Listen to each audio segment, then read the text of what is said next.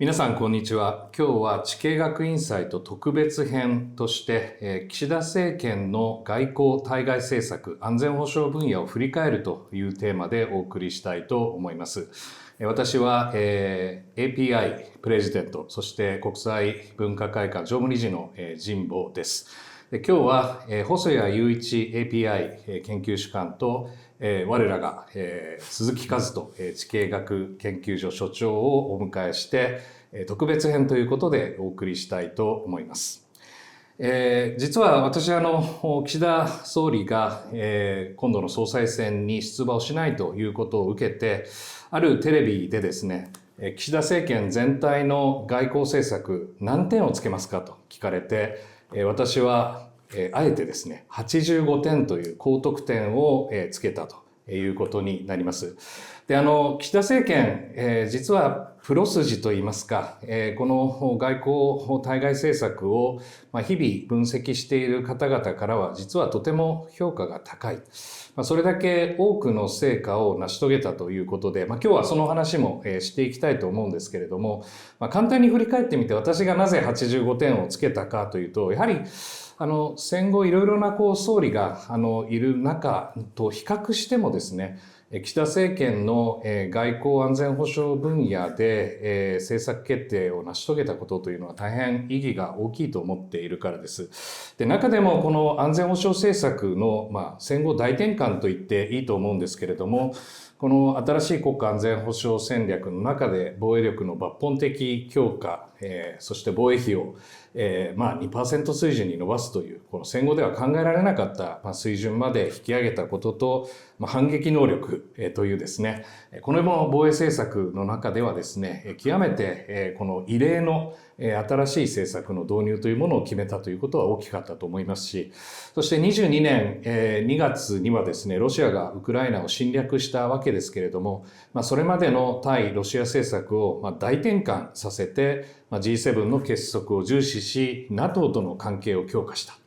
岸田総理はですね、今日のウクライナは明日の東アジアかもしれないという言葉で、この欧州の安全保障とアジアの安全保障を連結させるということにおいても、強い役割を果たしたし、その岸田総理の姿を見て、やはりこの問題というものがヨーロッパの局地的な問題ではなく、グローバルな問題なんだということをですね、主導した。これも非常に大きかったというふうに思います。まだまだいろいろあるんですけれども、例えば G7 の広島サミット、これもですね、G7 の近年の傾向からすると、これも大成功だったと言っていいと思いますし、ゼレンスキー大統領を広島に招き、G7 の結束を確認するとともにですね、インド、ブラジルを含むこのグローバルサウス諸国との分断を埋める努力をしたということも大きかったと思います。近隣では日韓関係の改善を含むですね、アジアのこのミッシングリンクっていうんですかね、この連接性が欠けていたような外交関係をつなぐという努力もしましたし、その先には同志国連携の強化という形で、まさにこのラーム・エマニュエルの大使が言っていたこの行使型の安全保障体制というのを、やはりこの日韓、日非、日豪といった日インドですね、いろいろなところでつなぐということを生み出したというふうに思います。で、なぜ85点かという最後のところの15点ですけれども、中国、対中外交うまくいったかな、対北朝鮮外交うまくいったかな、そして岸田総理が本当に進めたかったであろう核軍備管理軍縮の問題、いろんな課題が残っただろうというところでちょっとマイナスだったんですけれども、非常に高い得点を出したというところから私の冒頭の発言としたいと思います。私は前座ということで、ここからですね本題ということで、ぜひ細谷研究主幹と鈴木さんの順でですね、この岸田政権の3年間の外交をどういうふうに捉えるかということをお聞きしたいと思います。それでは細谷さんからお願いします。はい、神保さんありがとうございます。前座と言いながら、もうほぼ全て必要なことをお話しいただいたと思うんですが、85点という点数、多分多くの方ご覧いただいている方は、そんな高いのって印象があるかもしれませんが、実は私もほとんど同じ、多分85点ぐらいだなと。大学の成績評価だったら多分 A とか S とかっていう、慶応大学の評価の仕方ですけれども、っていうのは、やっぱり、岸田政権の外交、あるいは政権全体の特徴として、特に外交安保のいわゆるプロフェッショナル専門家からの高い評価と、やっぱり一般の世論調査での内閣支持率の低さのギャップですね、かなり安倍政権と違って世論の支持率が低迷していたということ、最終的にはおそらく衆議院選挙総選挙前に、そのことが総裁選に出ないという決断をする一つの、自民党内での不安や不満の原因にもなってたんだろうと思います。じゃあこのプロ専門家の間で非常に高い評価とその一般国民の間での内閣支持率が低迷したという、これ原因はどういうことにあるかということなんですけども、一つは評価ということで申し上げると、これもうほとんど重要なことは神保さんがおっしゃっておられたので、それに追加すると、ウクライナ戦争が始まって直ちにですね2日後ですけれども、このことが国際秩序の根幹を揺るがす行為で断じて認めることはできないという非常に厳しい発言をしました。これは2014年のクリミア半島併合した時に安倍政権がかなり曖昧な非常に弱い対応だったことと対照的である。さらに言うと、ウクライナとロシアとの二国間の戦争、これアジアの諸国の多くの国々はこれをヨーロッパの戦争と見てたわけですね。そうではなくて国際秩序の根幹を揺るがす行為ということで、これがアジア諸国にとっても無関係ではないというふうに、大きなその見取り図を転換した、その後に世界の多くの国々がまさにこの岸田総理、日本の見方というものをまさに踏襲するような形になった。そして神保さんも触れてらっしゃった昨年の広島 G7 サミットでは G7 サミットのまさに共同文書の中にこの見方が盛り込まれているわけですね。で、この国際秩序の根幹を揺るがす行為で断じて認めることができないというこの見方ですけれども、実はそれに背景があるというふうに私は思っていて、それが安倍政権から続いてきた自由で開かれたインド太平洋、あるいは岸田政権になってから自由で開かれた法の支配に基づく国際秩序という言葉を使うようになった。つまり安倍政権から安倍政権、菅政権、岸田政権と従来の日本外交と違って、一国と一国の点と点を線で結ぶだけではなくて、面として国際秩序全体を見る外交を展開して、これが私は自由で開かれたインド太平洋の FOIP の政策だったと思うんです。まさにこの政策戦略を応用する形で、この自由で開かれた法の支配に基づく国際秩序というものを根幹から損なうようなロシアの侵略は断じて許すことができない。もしもこういった政策立場を取らなかったら、安倍政権以降のじゃあこの日本外交何だったんだ、整合性がまさに疑われてもおかしくないわけですね。そういった意味で私は安倍政権以来のこの日本外交というものが明治以来の日本外交の中で、かつて日本がこれほどまで世界で影響力を持ち、そして大きく世界の行方に影響を与えたことはない。これは岸田総理が何度か今世界史の転換点の中にいる、あるいは歴史の転換点の中にいるという、その歴史認識というものと日本の使命感というのは私は適切であった。じゃあなんで支持率が低迷したかというと、やっぱり岸田総理はかつての安倍総理と違って、いわゆる戦略的コミュニケーションという国民に対して訴えかける、そして自らの国家観というのを提示するという、こういった作業が十分ではなかったんだと思います。そのことがプロから高い評価を受けているこの岸田外交というものが必ずしも内閣支持率が高い形にならなかった結論ではないかなというふうに思っています。ありがとうございます。またいろいろ聞いていきたいと思いますけれども、鈴木さんはこの岸田政権の3年間の外交、どのように捉えてますか？一応地経学研究所という立場から、その経済安全保障の観点から言いますと、まさに岸田政権、この経済安全保障を大変革させたと言ってもいいでしょうし、もっと言えば世界のこの地経学というか、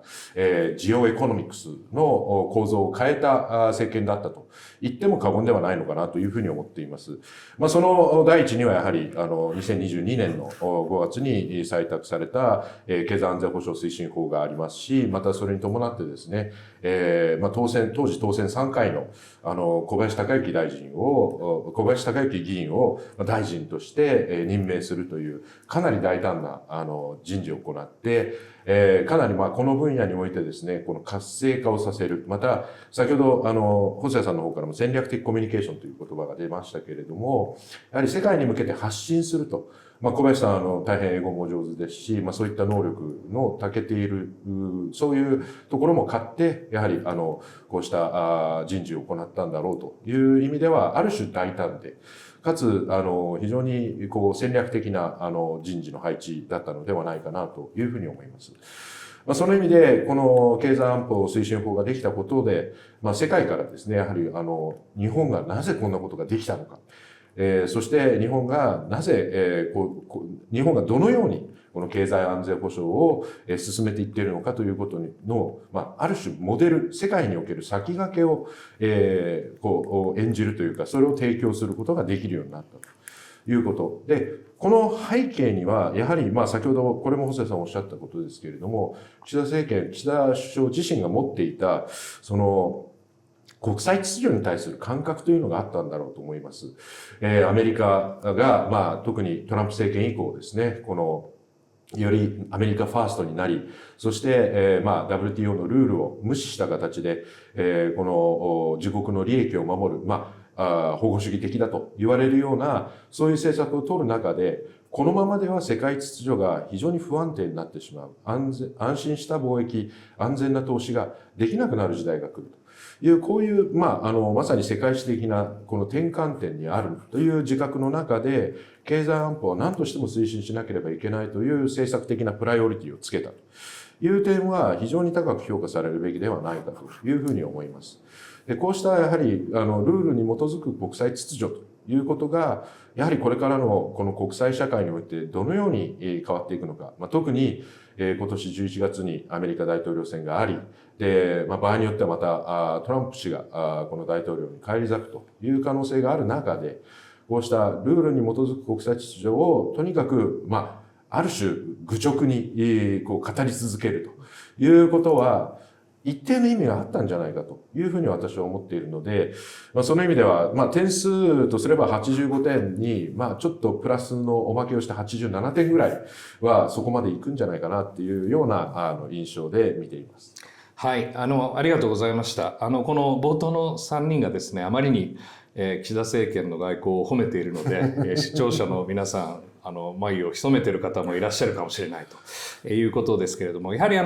満点ということはないということだと思いますので、特にこのお二人がこの過去の3年の外交対外政策、安保政策の中で、これは依然として重大な課題なのではないかと、厳しめの採点をつけるとするとこんなことがあるんじゃないかということが、もしあればですね、ぜひお伺いしたいと思うんですけれども、細谷さんいかがでしょうか。はい、先ほどお話ししたこととちょっとつながってくるかもしれませんが、やはり岸田政権の特徴は外務省による外交という側面が非常に強かったと思うんです。その良い面というのはたくさん出てたと思うんですけども、やはりプロの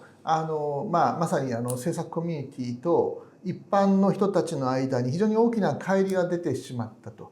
で、これはやっぱり安倍総理非常にうまかったと思うんですね。小泉総理や安倍総理はこの橋渡しをする役割、総理としてその橋渡しをするということが非常に長けていたんだと思います。ですので、この橋渡しというものは重要になってくる。もう一つの橋渡しは、これからウクライナ戦争もガザ紛争もおそらく泥沼が続いていくと。なかなか和平の光が見えない。さらにはG7 のような民主主義諸国と一方ではグローバルサウス諸国と呼ばれるような国々との亀裂というものの場合によっては広がるかもしれないと。そういった意味では国内的なこの亀裂の橋渡し、そして国際的な亀裂の橋渡し、これは総理一人でできることではないと思いますので、次の総理はぜひこの難しい2つの橋渡しというものをできるような、そういう政権のチーム体制を作ってほしいなと思っています。はい、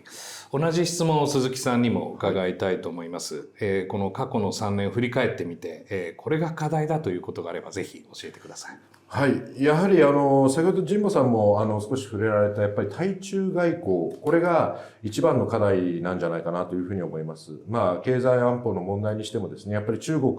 との関係、この中国とのやり取りがどうなるのか、特にですね、この米中対立が激しくなる中で、日本はこのルールに基づく国際秩序と言いながらですね、このアメリカに対してももちろんそのルールを求めることはできないんですが、中国に対してもそこはなかなかできていない。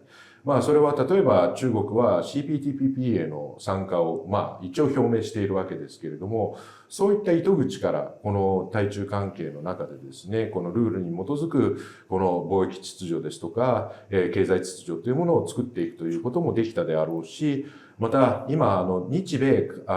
中韓の3カ国ですね、この日中韓の3カ国の対話がようやっと始まったということで、まだちょっと非常になんていうんですかね、車で言うとギアの一足の段階ですけれども、まずは動き出したということなので、これをどうやって発展させていくか、特に日中韓のですね、自由貿易協定に向けての議論を始めるという、こういうことは一つのチャンスになるんではないかなというふうに思うので、まさに次の政権においてはですね、この対中外交、どこまでこの日中韓を含めた、新しい外交の糸口を見つけていくのか、そしてそれが米中対立の中で日本の立ち位置、これをどういうふうに定めていくのかということが大きな課題になるんじゃないかなと思っています。はい、ありがとうございます。9月には自民党の総裁選が予定されておりまして、新たな総裁が生まれ、その方が首相として日本を率いていくことになると。また遠くない時期に衆院の解散や総選挙ということも予想されて、日本のこの対外政策をより今後どうしていくのかという議論も活発になっていくんだろうと思います。そこでですね、ぜひ最後にお二人に今後新しい日本のリーダーにどのようなこの外交政策を期待するかということをそれぞれ述べていただければと思います。そしてですね、この日本の総裁選というのもあるんですけれども、世界中で今年は選挙イヤーということで、地経学研究所でも特別ページを設けまして、世界中のこの選挙を追っているということなんですね。で、11月にはアメリカの大統領選ということもあり、世界のこの秩序が今後どう展開していくのかという考える、まさにこの絶好の時期ではないかということも踏まえて、最後にお二人にコメントいただければと思います。まず細谷さん、いかがでしょうか。はい。おそらくですね、次の総裁総理に期待することとして、外交で変えることと変えないことというものを間違えないということが重要だと思うんですね。で、変えないことということでいうと、基本的な骨格のようなもの、やはり先ほど申し上げた通り、3人とも岸田政権の外交を非常に高く評価している。これをパフォーマンスであるとか世論に迎合したり、あるいは前総理政権との違いを過剰に意識して何かその拙速にですね、その遺産というのを壊してしまうということがないように継承していくということが重要だと思います。一方で変えることということでいうと、同時に今言ったことと少し矛盾するかもしれませんが、岸田政権の看板に掲げてきたことの一つとして、自由で開かれたインド太平洋、これは安倍総理が2016年にもともと提唱したものが、その後進化をしたものですけれども、やはりその後の時間で、約8年間で大きくですね、国際環境が変わってしまったわけですね。だとしたら、その安倍総理が作った基本的な枠組みというものが、やはり今の国際環境にそぐわないことがたくさんあるんだろうと思います。これグローバルサウス諸国との関係も、あるいは先ほど、鈴木さん、神保さんが述べたような中国との関係も同様だと思います。このような骨格をどのように柔軟に変えていくかということを、これもまた同時に非常に難しいタスクになるんだろうと思います。はい、ありがとうございます。鈴木さん、いかがでしょうか。はい。先ほど神保さんが、2024年は選挙イヤーというふうにおっしゃってましたが、この選挙イヤーの特集をざーっと眺めてみると、現職が、めちゃくちゃ強い、通常の、なんていうんですかね、いわゆる独裁主義的な、ないしは権威主義的な国家っていうのは、これはちょっと除くとしてもですね、多くのこの先進国では、政権交代が起きているんですね。イギリスしかり、フランスも必ずしも、政権交代とは言いませんけれども、やはり政権与党が非常に負けるというようなことになっていたり、しかもグローバルサウスの国もですね、インドですとか、この南アフリカ、こうした既存のリーダーに対してノーを突きつける、そういうこの選挙イヤーになっているという、ある種の特徴があるのかなというふうに思っています。今回、岸田さんが辞任することになったのも、やはり国民からの不人気っていうのが大きなファクターだったと思うんですけれども、こうしたやはり、グローバルにこの展開をする、いろんな意味でこのグローバルにつながっている時代において、国民がこのいろんな不満を持っている。で、それに対してなかなかこのリーダーが答えを出しきれないという、こういうことに対する不満や、それの、扱いですね。これはスキャンダルみたいな話も含めてですけれども、こうした扱いがなかなかうまくいってないという、こういう、なんていうのか、非常に政治がやりにくい時代になってきてるなというふうに感じています。でもそんな中でやはり次の政権に期待したいのは、そうしたこのやりにくい時代であってもですね、やはりこれだけ大きく世界が動いていく中で、いろんなチャンスがあるんだというふうに思ってもらいたいなと。もちろん、これアメリカは今のバイデン大統領が出馬しないことになりましたので、どっちにしても、以前の大統領が戻ってくるか、今の副大統領が大統領になるかっていう意味では、その大きな変化ではないのかもしれませんけれども、やっぱりそれでも変化が起きるんですね。で、変化が起きるときは当然そこにはリスクもあるんですけれども、そこにはチャンスもあると思うんです。新しい関係を構築する。そしてそこで、自分たちがこの追求する何かを実現する。その何かっていうのをはっきり持ってもらいたいなと。多分我々がこの岸田政権の外交を高く評価するのは、そこにルールに基づく国際秩序ですとか、この、日本の外交安保の、大きな革新を進めるという、ある種の、なんていうか、何かを持ってたんだと思うんですね。そこがやっぱり評価の対象になったと思うので、新しい政権にはですね、こうしたチャンスの時に、この政権に就く。その時にやはり実現したいのは何なのかっていうのをしっかり持ってもらいたいなというのが期待としてあります。はい、ありがとうございます。9月に自民党の総裁選が行われ、活発な外交論争が展開されることを期待したいと思いますし、